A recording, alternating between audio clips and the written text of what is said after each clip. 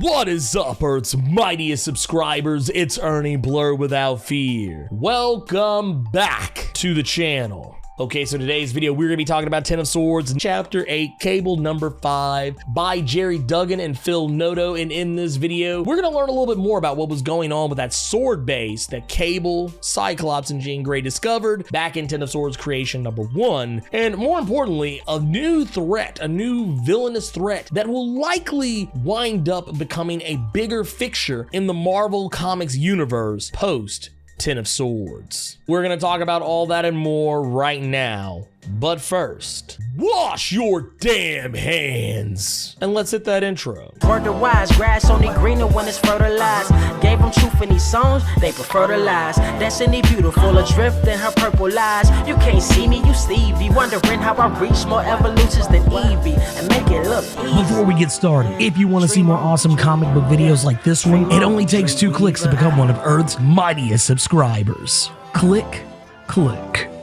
Okay, so last we left off, Cable used the light of Galador to power the sword base that had been left dormant and abandoned by all accounts. But we learned that base was not as abandoned, or at least not, intentionally abandoned as we initially thought. As the Summers family make their way through the sword base, Jean is unable to find any telepathic activity of any sort. And they end up doing the thing in Dungeons & Dragons that I usually tell people you should never do, and they split the party. However, in this case, this actually ends up working out because as they do, Jean winds up finding a gentleman who is basically tucked away inside of an airlock. And when she meets him, he tells her that they should not have turned the base back on, that there is something deadly and dangerous there and that it wiped out their entire crew. We even go back a little bit and Cable even makes a mention about the fact that there are shadows burned into the floor and the walls of the base. What happened to these people? Apparently there was something on that ship that S.W.O.R.D found, and whatever it was, there was something inside of it, and whatever was in there came out and started pretty much killing everybody. He even says that half the station was dead before they could even really get their footing, and whatever it was did something to him. We don't really know exactly, but he clearly says that death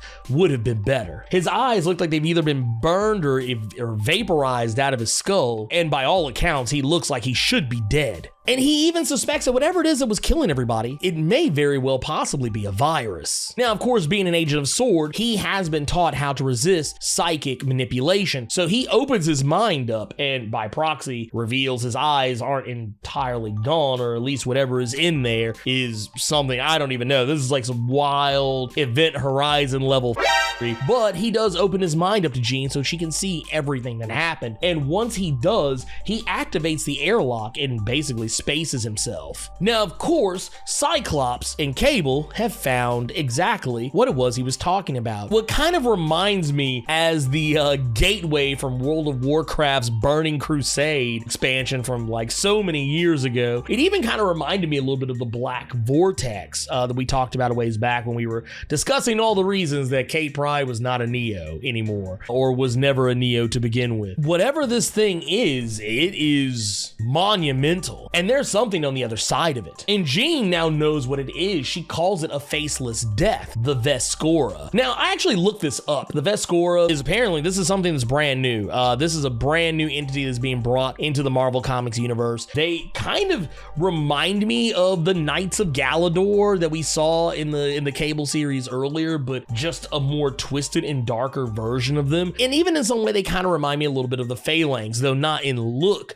but just in terms of what it is they're trying to do. They're basically, their whole mantra when they enter through the portal of this, giant, monolithic, whatever the hell it is, they just keep repeating the same things over and over. Cleanse, dissect, learn. It seems like their whole entire existence seems to be cemented around traveling to other civilizations and basically breaking them down and learning about them. Now, I don't know if assimilation is their thing, but that's another thing they remind me of as well, and that's the Borg from Star Trek. But yeah, neither here nor there. It seems as though they go down just as easily as any other enemy that the X-Men have ever faced. Cyclops, Jean, and Cable, even without the light of Galador, just simply using his own gun, are able to blast them into smithereens. means. Whatever it is though, they seem to be unfazed by the deaths of their priors, and they just keep coming and coming and coming. Even with one of them saying that they are going to continue their good work until everything on this planet in this galaxy has been categorized and cleansed, and that only when death is uniform can their work begin to mine the truth from the past, which kind of makes them like evil archaeologists. But at the end of it all, these creatures keep coming. And Jean actually pokes her head through the portal to see exactly where it is these creatures come from, and when she looks, she sees an entire horde of them coming, all repeating the same telepathic message: cleanse, dissect, and learn. And Cyclops and Jean just start running roughshod on them. They start destroying them left and right. And Cable, he winds up shutting down the station, and everything seems to be fine. Like, everything seems to be kind of fine after that. They leave, and at first I kind of wondered if maybe, because Cable comes back through the portal, and he seems to be alone in all of this. He seems to, had come back alone, and the Jean and Cyclops were just left on the S.W.O.R.D base. But apparently he was just the first one to walk through, and he has seemingly renamed his sword to the Light of Krakoa, even though it is called the Light of Galador. Something that Magic criticizes him for. This is actually a callback to New Mutants number 13, where she initially said that no one gives a damn what the sword is called, no one's gonna notice or care, and now she seems to care, so it's kind of funny. But the Light of Galador, we get a little bit more information about this sword. Apparently we learn that it is made of plandanium, which is not a surprise considering that is the metal that is used to create just about every other weapon and armament on Galador, so that's not really a surprise there. And one of the abilities we actually have seen Cable using recently with this sword is that he is able to channel his telekinetic abilities through it to basically power the sword and channel off these plasma bolts from it. So that is something that is pretty awesome, and we know that it does work as a power source in a lot of instances, so that's also another thing that is pretty cool about it. But the sword itself is not just a weapon, it also houses information apparently. It says that multiple zettabytes and possibly even yottabytes of information reside within it, or could potentially be contained within it. But Cable hasn't had the opportunity to actually look into it because he pretty much hasn't had a chance to stop wielding the sword long enough to actually look. Now, of course, we do learn Cyclops and Jean do return from the base, and they seem to be fine, but they are speaking telepathically amongst each other, Magic, Cyclops, and Jean, about what is going on, and of course, trying to come up with some kind of a plan. But apparently the plan is that they're going to try to telepathically breach Otherworld. Saturnine has shut down all telepathic contact to Otherworld, but Jean feels that if they get enough telepaths together, especially powerful ones, they might be able to breach, which would make sense considering the fact that we do know they do have a lot of powerful telepaths, Jean being an Omega level telepath. They also have Kid Omega, who right now currently is missing, so he's off the table, but if I'm not mistaken, we also have an Omega telekinetic Exodus, who also happens to be a telepath himself, though that's not where his Omega level power is dedicated. It's dedicated to telekinesis, but still he is a telepath. We also know that Selene is also there, who is also a telepath in her own right. Mr. Sinister, also a telepath, though he's away on Hellions business. And we also know that Amal Farouk is also on the island as well, and he is himself also a telepath. So there we go. We got everything there. All they gotta do is just pull the trigger. Whether or not it'll work is a whole other story, and of course, the very closing shot with Cyclops smiling at Cable, because at the end of it all, he believes they're going to be okay. And this is really more a callback to earlier in the issue where Cyclops didn't want Cable to go and compete in the contest of swords. He actually wanted Cable to give up the Light of Galador so that Cyclops could go in his stead, even going on and musing about how can Krakoa be different from the human world if, just like the human world, we send our children to do the fighting for us. And that is kind of a commentary on the fact that, this is no surprise to anyone, but you think about it, throughout the history of the United States, especially, you go back and look even in more recent decades, the fact that, especially during the time of the draft, where they would draft people who were younger and basically sending children, essentially children, young adults, off to fight wars for, the old men who don't want to get up and wield a blade or a gun. And this is something that has even been echoed, the fact that, yes, we do send our young to fight the battles for us. So it's kind kind of a commentary on that if you didn't notice it. But that said, I do think this issue is pretty damn good. However, I now recant my statement about Hellions. Hellions number 5 is no longer the least consequential book so far in Ten of Swords. It is now Cable number 5. Though, like I said, a good issue of Cable, and I did enjoy it. But I feel like this comic is actually setting up more down the road stuff, like stuff that won't even have anything to do with Ten of Swords. And actually, if I had to guess, I would probably say this comic has more to do with the upcoming Sword title that's going to be releasing after Ten of Swords concludes. So yeah, at least that's my hot take on it. I'm not trying to say that's exactly what it is, but that's what I got out of it. But yeah, so far so good. We have gotten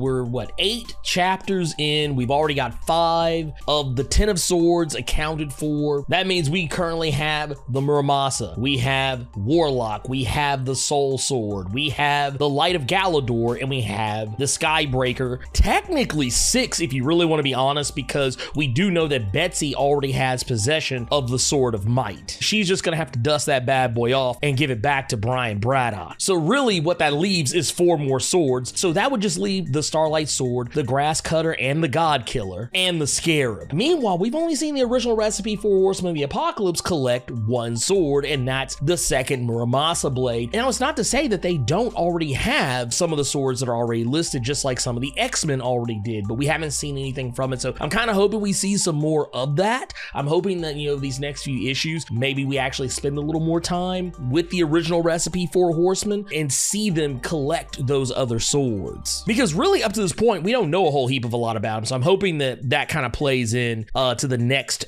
few chapters that we see coming up next week. So far as we know right now, I'm gonna go on a limb and say they probably don't have to go looking for the Twilight Blade. I'm also gonna go on a limb and say that we don't have to worry about the Sword of War because War already has it. I'm also gonna go on a limb and say that the Black Bone of Amduat might also already be in their possession, as well as Pog or Pog, which, if I'm not mistaken, is also a giant creature. We've already seen this character in the early solicits for this series. And of course, we know that Solum has the second Muramasa blade. So for them, I'm gonna say that's gonna leave Mercy, Vermilion, Colony, Seducer, Purity, and Alluvium. So yeah, let's see where this takes us next. I want to see more sword collecting. I want the X-Men and the Children of Apocalypse to catch them all. Interesting little side note too, I never really talk about these little sidebars about the different realms of Otherworld, mostly because a lot of times the information in them is more like just to kind of make you more familiar with those areas, and that's just not my thing.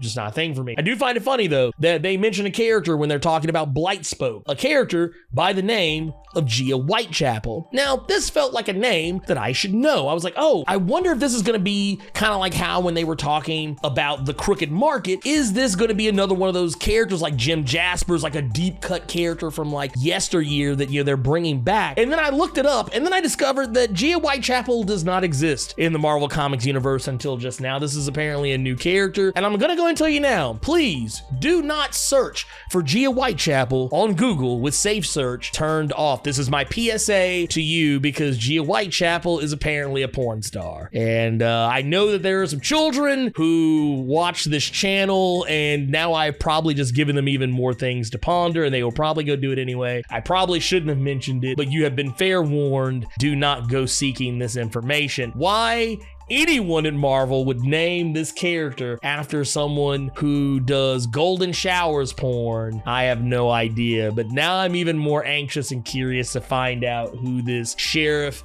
Gia Whitechapel is. But anyways, let me know what you thought about Ten of Swords Chapter 8, Cable number 5 by Jerry Duggan and Phil Noto. Wash your damn hands and sound off in the comments.